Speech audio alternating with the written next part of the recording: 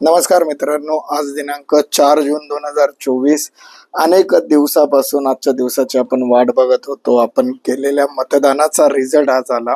सकाळी 8 वाजेपासून पण मी स्वतःही खूप बारकाईने मार्केट आणि मतदान दोघांवर विचार करत होतो आणि आता जवळपास 3 वाजून 28 मिनिटं झालेत. मार्केट क्लोजिंगच्या दिशेने आहे आणि मी व्हिडिओ करायला घेतलाय आपल्या सगळ्यांसाठी. मित्रांनो, 2-3 गोष्टी इथं डिस्कस कराव्या असं वाटतो. कदाचित आजचा व्हिडिओ हा मोठा होऊ शकेल, त्याबद्दल क्षमस्व.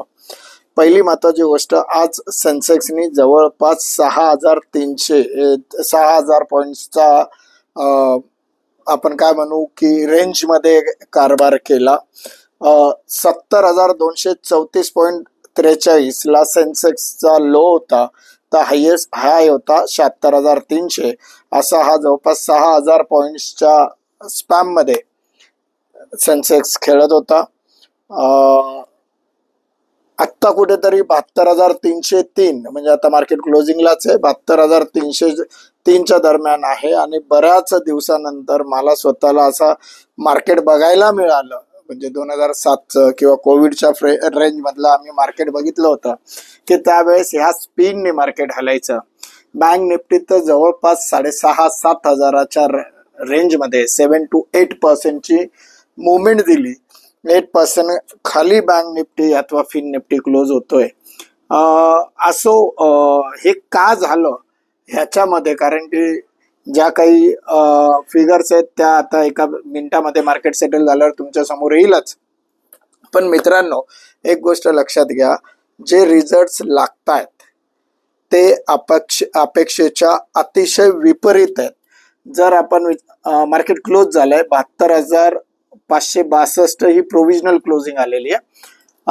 जर मार्केटचे रिझल्ट्स जर आपण बघितले तर मी रिझल्ट सुद्धा चांगल्या पद्धतीत ट्रॅक करत होतो. महाराष्ट्राचे रिझल्ट संपूर्ण भारताला अपेक्षित होते, परंतु जो शॉकिंग रिझल्ट जो लागले ते यूपी मध्ये लागले, हरियाणामध्ये लागले. यूपी मध्ये भारतीय जनता पक्षाला 34 जागा मिळाल्या, जवळपास 30 ते 40 जागा उत्तर प्रदेशामध्ये कमी मिळाल्या. पण ज्यावेळेस मी ट्रेंड वाईजच्या जागा चेक करतोय तर बऱ्याचशा जागा आजही आत्ताही 5,000, 3,000, 9,000, 349 यासारख्या मताधिक्याने कमी जास्त प्रमाणामध्ये चाललेल्या आहेत. मित्रांनो, एक लक्षात घ्या की जोपर्यंत ह्या निवडणुकीमध्ये आपल्याला एक गोष्ट लक्षात आली होती की ज्या पद्धतीमध्ये भारतीय जनता पार्टी आणि एनडीए अलायन्स एका बाजूला होतं, त्या बाजूला दुसऱ्या बाजूला इंडिया अलायन्स होतं. यावेळेस वोट शेअरचं डिवायडेशन बिलकुल नव्हतं. आपल्या सगळ्यांनाही आपण अनेक वेळा म्हणत होतो की 15व्या ते 16व्या फेरीच्या अंतापर्यंत आपल्याला रिझल्ट लागणं शक्य वाटत नाही.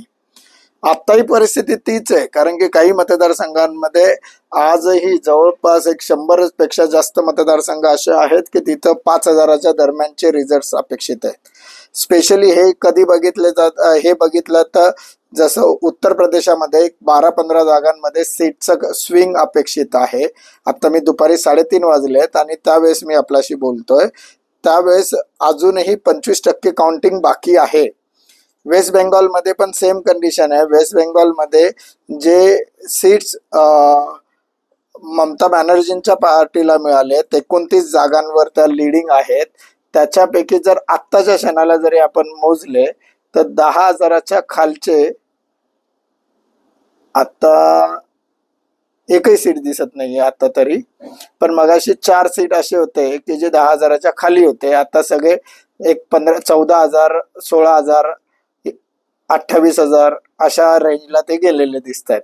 असो, पण ह्या सीट्सचा स्विंग कुठे होतो ह्याच्यावर खूप अवलंबून आहे, कारण की 25% वोटिंग म्हणजे 2.5 लाखाचं वोटिंग काउंटिंग अजून सरासरी बाकी आहे. पुणे लोकसभेसाठी थोड्या वेळापूर्वी जी अपडेट आली होती की मुरलीधर मोहोळ 80 ते 88 हजारांनी लीडवर आहेत, तर साहजिक आहे की ते सीट आता आपण पॉझिटिव्ह नोडवर घेतलेलं आहे. सो ते बीजेपीचं लागलं. हे असंच होतोय, ह्याच्यानी मार्केटवर काय परिणाम होईल? मित्रांनो, एक महत्वाची गोष्ट इथं सांगतो, राजकीय न्यूज आणि सरकार कोणाचं बनतो या गोष्टी जेवढ्या महत्वाच्या मार्केटमध्ये आहेत, त्याच पद्धतीमध्ये एक इन्व्हेस्टर म्हणून एक गोष्ट डोक्यात लक्षात घ्या. प्रत्येक व्यक्ती शेअर बाजारामध्ये ज्या कंपनी लिस्टेड आहेत त्या प्युअर बिझनेस एंटरप्रेनर्स आहेत. नक्कीच जी व्यक्ती देशाचा पंतप्रधान मागच्या 10 वर्षापासून होती, ती तिसऱ्यांदा जर पंतप्रधानपदी बसली असती तर ज्या स्पीडने ती देशाच्या विकासाची गाडी चालली आहे ती त्याच स्पीडने चालली असती. कारण की जसं आपण म्हणतो की नवीन गाडीवर बसल्यानंतर आपल्याला ब्रेक आणि क्लच चेक करणं गरजेचं असतं, अशाच पद्धतीमध्ये याही वेळेस झालं असतं. नवीन पंतप्रधान बसल्यानंतर मार्केटला ग्रिप घ्यायला, विकास कामांना ग्रिप घ्यायला थोडासा वेळ लागू शकतो. एक इकॉनॉमिस्ट किंवा एक इन्व्हेस्टमेंट कन्सल्टंट म्हणून हे माझं स्टेटमेंट आहे. दुसरी महत्वाची गोष्ट, आत्ताच्या सद्य परिस्थितीचा जर आपण अनालिसिस बघतोय, निवडणूक आयोगाच्या वेबसाईटवर 3:34 असं दिसतोय भारतीय जनता पक्ष 3 जागा विजयी झालाय, 238 जागांवर लीड करतोय आणि अशा 241 जागा भारतीय जनता पक्षाला मिळत आहेत. आणि सिंगल लार्जेस्ट पार्टी ज्याला आपण म्हणतो भारतामध्ये ती भारतीय जनता पार्टी आहे. आणि काँग्रेसला 99 जागा मिळतात, त्यांचं 1 सीट डिक्लेअर झालंय आणि 98 जागांवर ते लीड करतात. ती सेकंड लार्जेस्ट पार्टी आहे. दोघांमधला फरक ऑलमोस्ट जर विचारात केला 1:3:1 या रेशोमध्ये, म्हणजे 3 बीजेपीचे खासदार, त्याच्या अगेन्स्टमध्ये काँग्रेसचा 1 खासदार या रेशोमध्ये आहे. पण याच्याने शेअर बाजारामध्ये जर विचार केला तर एका पार्टीचं सरकार, हे माझ्या काही व्हिडिओजच्या पूर्वी तुम्ही शांततेत जर त्या व्हिडिओजचं अनालिसिस केलं, ऐकले, तर माझं हे स्टेटमेंट होतं. बघा, मी निवडणुकीला उभं राहणार होतो तरी सुद्धा त्यावेळेसचे व्हिडिओ काढून बघा, त्याच्यात मी क्लिअर बोललो होतो, एका पार्टीला बहुमत द्या. आज भारतीय जनता पार्टीला बहुमत नाही. आता जे बाकीचे मित्र पक्ष आहेत त्यांना काय बार्गेनिंग पॉवर जाते, त्यांना कुठले मंत्रिपद ते क्लेम करतात. महाराष्ट्रात जशी परिस्थिती झाली, एकत्र निवडणूक लढवल्यानंतर काही पक्ष विरोधी पक्षाबरोबर जाऊ शकतील का? विरोधी पक्षाकडे प्राईम मिनिस्टर कॅन्डिडेट कोण होतो आणि त्याला किती सपोर्ट मिळतो? एनडीएच्या मित्र पक्षांकडनं किती लोक पुढे तिकडे जातील, याच्यावर मार्केटची दशा दिशा काही कालांतरासाठी लक्षात येईल. परंतु जर आपण विचार केला मार्केटचं फ्युचर कशामध्ये आहे, तर शेअर बाजारामध्ये आजच्या रिझल्ट नंतर जर तुम्हाला इन्व्हेस्टमेंट करायची असेल तर माझं जबाबदारीपूर्वक स्टेटमेंट आहे, पुढच्या वर्षभरासाठी आपण इन्व्हेस्टमेंट करताना कन्झ्युमेबल्स मध्ये इन्व्हेस्टमेंट करणार, FMCG मध्ये इन्व्हेस्टमेंट करणार. त्याच्या मागचं लॉजिक सांगतो मित्रांनो. बघा, आता डेव्हलपमेंटचं काय होणार, हे नवीन पंतप्रधान जे कोणी बसतील, मोदीजी बसतील, ते किती अग्रेसिव्हली परत काम करतील का अजून कोणाला बसवतील, हे राजकीय एक्सपर्ट्स बघतील. आपण फायनान्शियल गोष्टींचे एक्सपर्ट आहोत, तर आपण फायनान्शियल गोष्टींवर चर्चा करू. लक्षात घ्या, सरकारमध्ये अथवा पंतप्रधान कोणीही बसो, किती पार्टींचा सपोर्ट घेऊन बसो, त्यांच्या चेअरला किती खिळेत हे त्यांना माहिती. पण मी इकॉनॉमिस्ट म्हणून मी एवढं सांगेल की कन्झ्युमेबल्स, म्हणजे एक उदाहरण घेऊ, मॅगी तुम्ही खाणार. आज माननीय पंतप्रधान नरेंद्र मोदी पंतप्रधान झाले नाही म्हणून तुम्ही मॅगी खाणं सोडणार नाही. तुम्ही मॅगी खाल्ली, नेस्ले कंपनीला पैसे मिळणार, नेस्ले कंपनी प्रॉफिटमध्ये आली, तिचा स्टॉक वरती जाणार. प्रपोर्शनेट रेशो कमी जास्त होऊ शकतो इंडस्ट्रीजच्या बाबतीमध्ये. म्हणून सांगितलं कन्झ्युमेबल FMCG चे जे स्टॉक्स आहेत, त्यात जे म्युच्युअल फंड्स आहेत, त्याच्यामध्ये आपण इन्व्हेस्टमेंट करणार. लाईक डेव्हलपमेंटच्या संदर्भामधले जे स्टॉक्स होते त्याच्यावर आपण शांतपणे सरकारच्या फॉर्मेशन नंतर डिसिजन घेणार. म्युच्युअल फंड्स मध्ये पण मी माझ्या या इव्हेंटसाठी जी लिस्ट बनवली होती त्या लिस्टचं रिफॉर्मेशनचं काम आज संध्याकाळपासून मी चालू करणार. कारण की ज्या पद्धतीत रिझल्ट लागले त्या पद्धतीमध्ये मला लिस्टमध्ये काही चेंजेस करणं अपेक्षित आहे. मी अनेक फंड स्विच करण्याच्या मूडमध्ये येणार, पण कधी? पुढच्या 8 दिवसात. कारण ज्या पद्धतीमध्ये ट्रेंड बदलतोय बघा, आता मी तुमच्याशी बोलत असताना इथं स्क्रीन रिफ्रेश झाली, भारतीय जनता पक्षाची एक जागा वाढली, ज्या 5,000च्या लीडच्या जागांबद्दल मी मगाशी बोललो त्या जागांचा हा इम्पॅक्ट आहे. अशा पद्धतीमध्ये जर पुढच्या तासाभरामध्ये जे अपेक्षित आहे की 3.5-4च्या आसपास त्याच्यातले काही जागांचा ट्रेंड बदलू शकतो, जर तो बदलला तर डेफिनेटली मार्केट किती पॉझिटिव्ह वर्क करेल हेही आपल्याला लक्षात येईल. पण शेअर बाजाराच्या संदर्भामध्ये आपल्या इन्व्हेस्टमेंट्स प्रॉपर प्लेस करण्यासाठी कुठेही पॅनिक होऊ नका. मार्केटमध्ये आलेला फॉल हा फर्स्ट टाइम नाहीये, हा शेवटचा नाहीये, ह्याच्यानंतर मार्केट कधी वरती जाणार नाहीये अशी कुठलीही गोष्ट नाही.